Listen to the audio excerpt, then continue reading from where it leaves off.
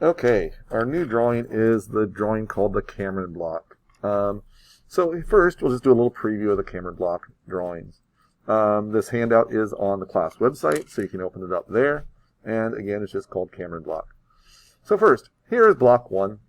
Relatively simple part. Over here in the right side view, just a little L shape and extruded, and it's extruded out 3 inches. So pretty simple little block. You have the skills right now to do this. However, I'm going to show you a few new little tips and tricks with this, so make sure you pay attention as I do this. All right, next, we have block 2. Again, block 2, relatively simple. Just a rectangular shaped block with 2 little cuts cut into it. And again, I'm going to show you a little trick with that. So again, make sure you pay attention to that one as we go through it. Next, we have this one. This one really isn't that complex of a block. However, notice all the dimensions on it. It starts to get really confusing as you're putting these dimensions in, and I will show you a little trick to how to line up some things on this one. So this one thing I'd state is, make sure you put the dimensions where I have them placed on here, and it'll simplify things a lot for you. Again, relatively simple drawing, but not having those dimensions in place, it can get confusing. And then next, this block, it's made up of 2 different extrusions, and I'll show you a little trick on how to get these centered up nicely in there, and here are the dimensions for it. So, there's what we're going to be working on of block 1, 2, 3, and 4. So let's go ahead and scroll back up here to block 1, and let's take a look at it.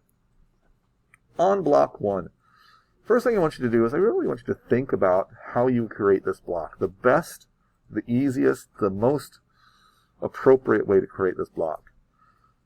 If you look at it, pick a view, the top, the front, or the right side view. Be thinking about what you're going to choose. And what I'll tell you is the most appropriate way to do this would be the right side view. You're just going to draw this simple little L-shaped piece in the right side view, putting these dimensions onto it in the right side view, and then extruding it the distance of 3. Now, you might think, well, why don't I just draw it from the top view as a rectangle and then subtract out this rectangle of it? You could do it that way, and really it'd be pretty simple to do it that way. However, it's not the most appropriate way to do this drawing. I'm trying to teach you the appropriate ways to do this. This right side view has a lot of information in it, and it's easiest to edit the drawing from this view. So that's the view you want to draw it from. So let's go ahead and go to Fusion. In Fusion, we're going to go ahead and create a sketch. We're going to create it on the right side plane. So I'm going to come down here and click on the right side plane. And I'm just going to simply draw an L-shaped piece around the origin. So I'm going to start here, drawing up, over, down, back over. Make sure we line it up to there, and back to there. So there's my little L-shaped block. Then next, if you remember the way we centered up things before, we would have put a layout line from the center point straight up. We would have put another line from the center point straight over. We would have turned both of those lines into construction lines, and there we go. And we would have centered this up on the drawing using the symmetric constraint. However, there's a better way to do this one. Everything you do in Inventor, Fusion, CAD, any program you use, there's a lot of different ways you can do things. Some are just better than others. Here, there's actually a simpler way. I want this little notch to be lined up with the origin, because that's about the middle of my block, or actually not about, it is the middle of my block. So to do that, we're going to use this other constraint. It's called a horizontal/vertical constraint. So I'm going to click on it, and for my horizontal/vertical position, I either want to pick this corner of this vertical line, or this corner. Either one, eeny, meeny, miny, mo. I'm going to go ahead and pick this bottom one. Click there, and I'm going to click on my origin. Notice what happens. It slides it sideways to where this is now black and lined up vertically with my origin. Next, and actually it's kind of the vertical/horizontal because this line is actually horizontal. Now next, I'm going to come here, still on the same command, either pick this corner or this corner. However, if you just pick this corner the last time, it will not let you pick this corner again this time. So you'd have to come out here and default to this one. If you picked the top corner before, then you could pick either one of these two this direction. But I'm going to go ahead and just come out here, click, and go to my origin, click, and it centers it up there. Now notice that's nice and black, that's nice and black, much like what we had before with our layout lines. Okay, So now, all we really need to do is dimension this. So we're going to go back to our drawing. And if you notice, it's 1 inch wide there, overall width, and a 1/2 inch wide here. And height that's a 1/2 inch tall, and a 1/4 inch tall here. We're going to dimension this, and we're going to place our dimensions in the same position as they're placed here on the handout. It just makes life simpler.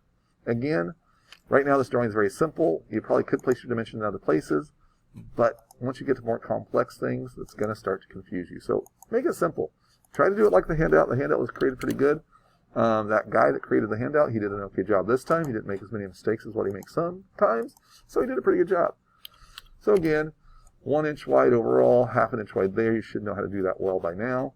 And the height, we're going to go from the top to the bottom line. Oops, I misclicked. Let me try that again. Top to the bottom line, bring it over.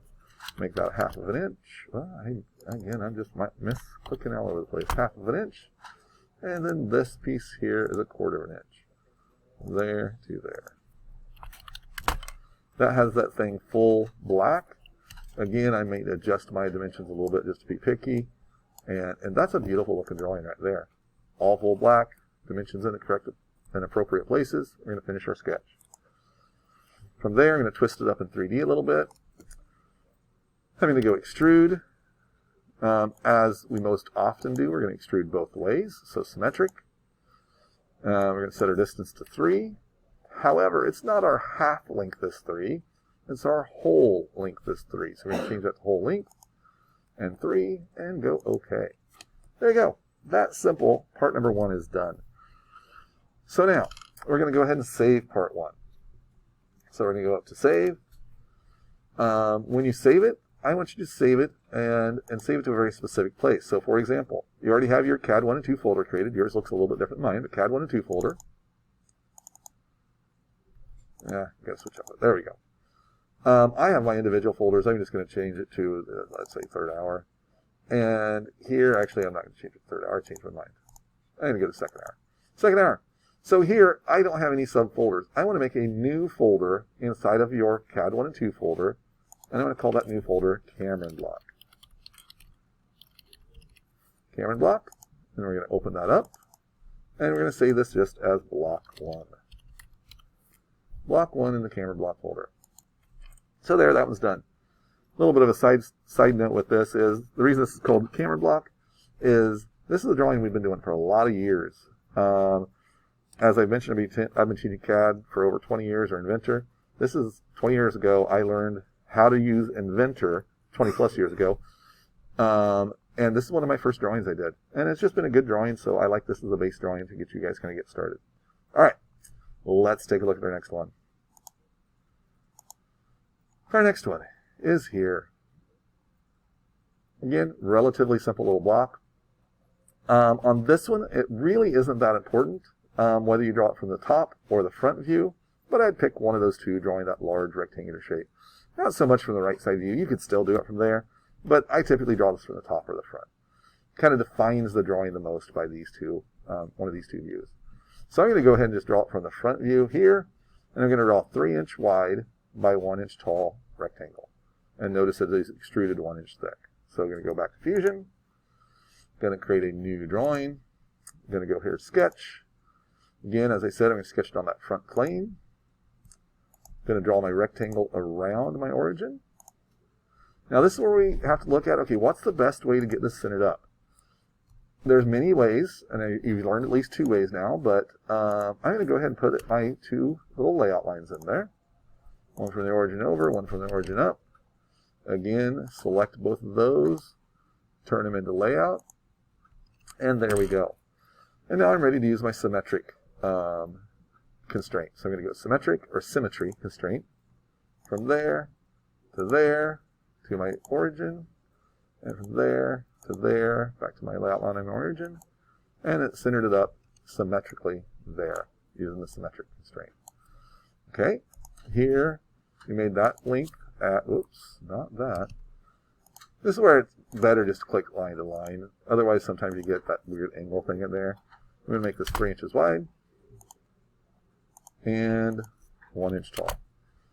Now, this is another part that where I've been asked, well, why do we turn those into layout lines? It's because when you go later to extrude this, I finished the sketch. When you go to extrude it, with the median layout, it doesn't recognize them. If those were not layout lines, but construction lines, it would, or object lines, it would select these different objects.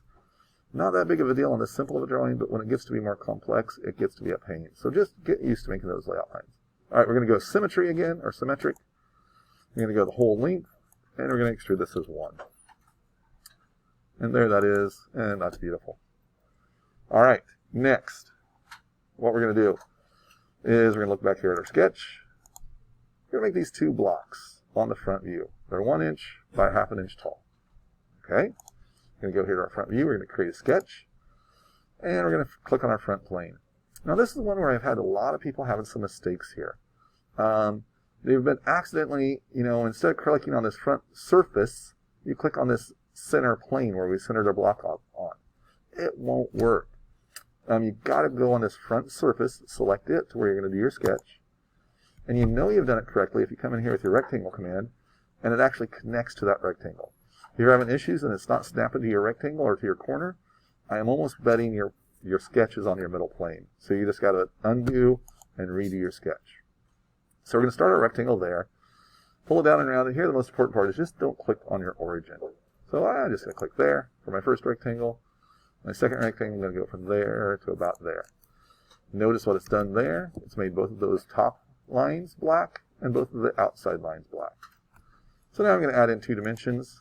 First I'm going to do this one on the left side, side to side. We looked just a moment ago, that is 1 inch from top to bottom. Again, we looked just a moment ago, and that was a 1/2 inch. On this other one, we're going to do it a little bit differently. Notice this bottom line. We're not going to dimension this as a 1/2 inch tall, but I want it to line up with this other one. So we're going to use a constraint to do that. If you look up here at our constraint list, we have this one that's called collinear. It says constrains 2 more lines or 2 more objects so they share a common line. So I want this line and this line to line up with each other. So notice what happens when I click here.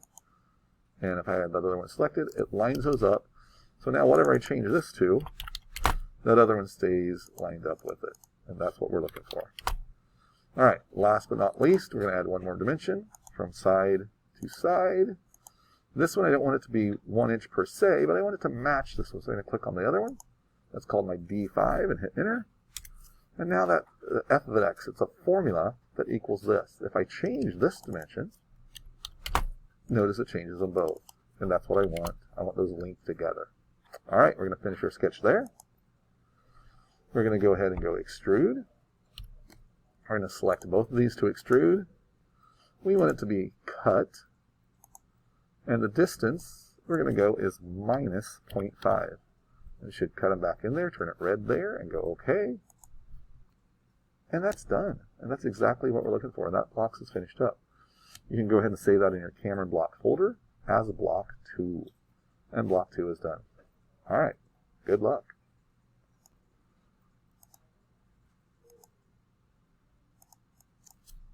And again, name this block 2. You're going to my Cameron block folder, which is great, and save. And that one is finished up. We'll do another video, and hopefully I'll get blocks 3 and 4 on it. And we may do a separate video that has the assembly. So, again, good luck.